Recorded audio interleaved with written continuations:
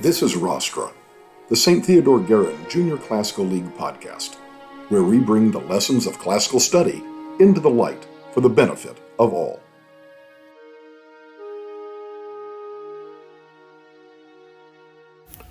Welcome back to Rostra. We've got Isabelle Gale with us today, and when you were emailing me about this, you were going to talk about Greco-Roman myths, stories, and that kind of thing, but you wanted to do it a little more focused, not just kind of a broad, hey, let's look at all kinds of mythology here. You wanted to focus on some particular characters, some particular deities, and even one in particular. So, first of all, just real quickly, who are you going to talk about today? But then also why? Let's start off with the why.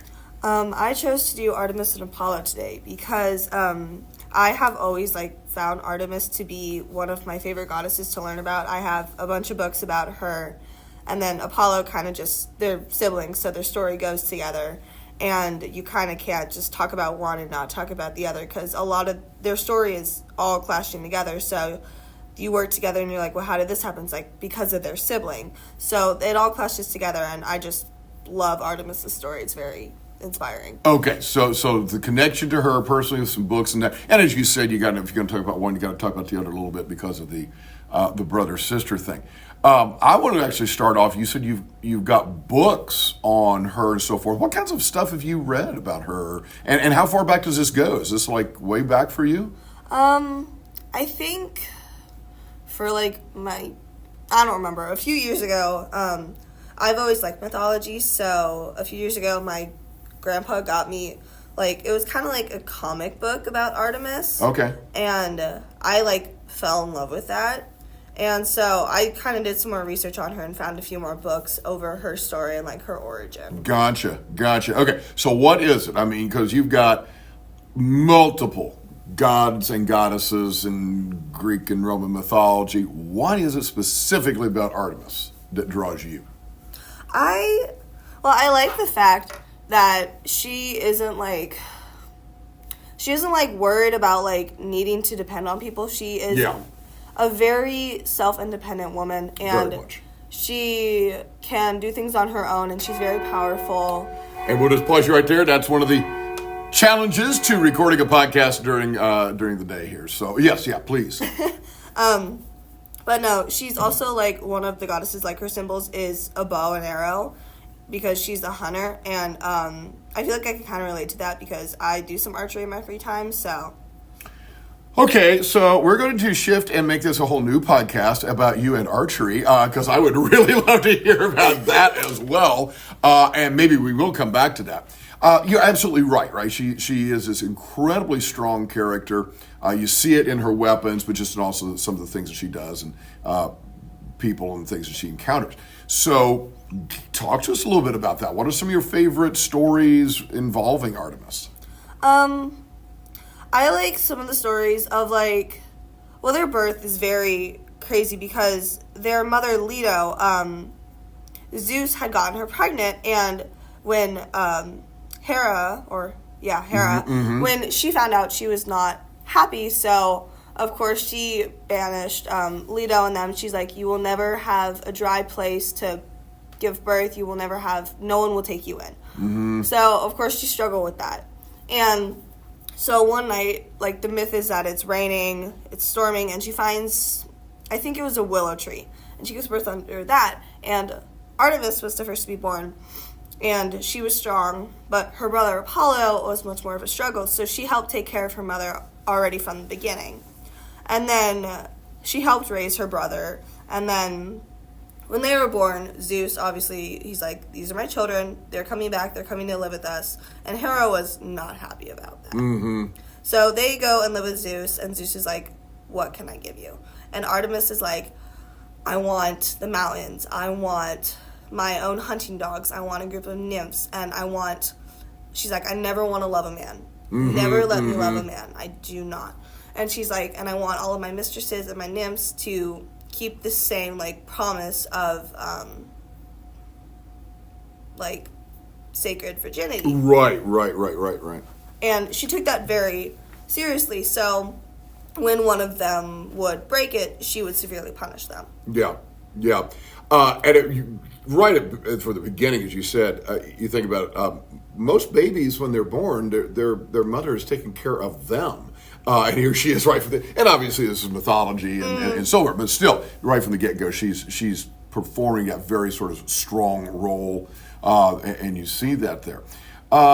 So you definitely see kind of Apollo here, and certainly what you're telling us, he's a little more secondary to her. Born second, needs some help there. What was their ongoing relationship like? And other than the fact that they were, brother and sister in terms of the mythology, why do we associate those two together? What's kind of their connection, would you say? Both of them are both hunters, so he's also seen with like a bow because he's a far shooter himself. Yeah. And a lot of their childhood, they did like a bunch of like shooting competitions to see who can do the best, who can do the most. And one of the stories is with, I can't remember her name, but she said that her children was, she had 7 sons and 7 daughters. And she said her children were better than the gods, and she was challenging the gods. And, of course, Artemis and Apollo did not take nicely to that. So they both had the challenge of who can kill more of, Niobe was her name, who can kill more of her children. And because she was challenging the gods, so they didn't take that. So they did all of that. And they always did a bunch of competitions. And one of the final competitions in one of the books I read was when Artemis was in the woods, Orion found her. And so, of course, he fell in love with her. And she swore to never love a man, but she felt this connection. And Apollo saw it, and he kind of found it hysterical because he's like, my sister said this, and now she's starting to fall. Yeah. So Orion was battling one of, the mythological creatures, and Apollo goes to Artemis and goes, you see that little spot in the horizon? I bet you can't shoot it. And it was Orion, but she didn't know that until after she killed him. And that's the story of Orion's death. It was her. Which is a horrible trick to play on anybody, and especially a brother to play such a trick on a sister who's falling in love. That's absolutely horrible.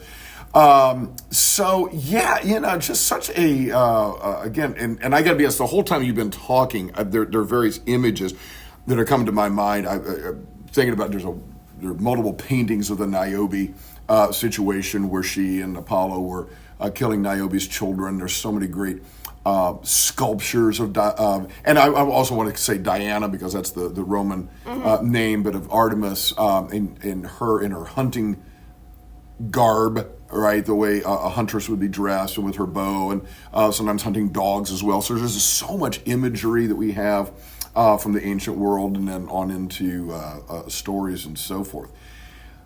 I'd be curious to know, and I don't know if we'll get any feedback if people would ever tell us from the episode, but I'll go ahead and ask you, in terms of the Greek and Roman gods and goddesses, how well known do you think Artemis is today?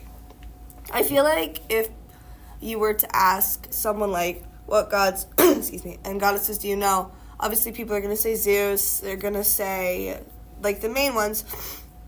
I feel like if you were to bring up her name, they would have an idea. And, some people might know her more. But, Apollo, I'm guessing a lot of people don't know him as much because he kind of was always in Artemis's shadow. You do feel like there are some, and again, like your Hera, Zeus, right? It'd almost be interesting to do a poll, a little survey. My hunch is that she may be a little lesser known in our world compared with some of the others, just because some of the stories, the way they've lasted and caught people's attention and so forth. So, fabulous. I appreciate you shedding some light on her. Anything else you want to make sure that listeners know about her or Apollo in this episode? I guess, the fact of she took the vow of sacred virginity very seriously.